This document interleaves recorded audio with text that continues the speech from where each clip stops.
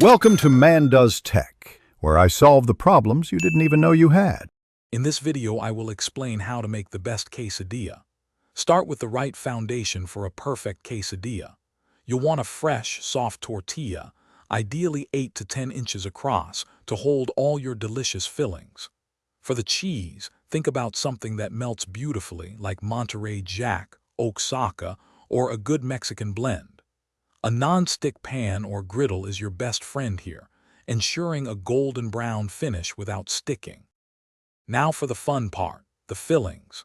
Beyond cheese, consider adding cooked proteins such as shredded chicken, seasoned ground beef, or hearty black beans.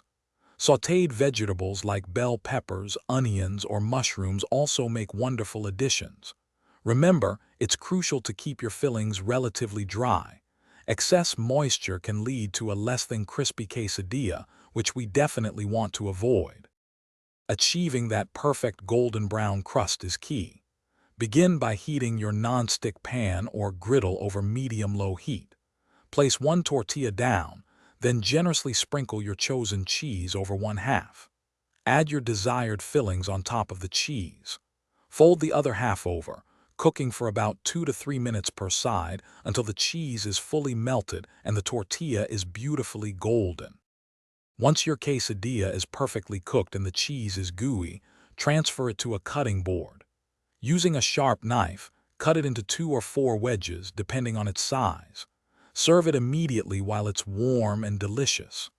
Classic accompaniments like a dollop of sour cream, a spoonful of fresh salsa, or creamy guacamole truly elevate the experience, making every bite a delight. Thanks for watching. If you found this helpful, don't forget to like and subscribe.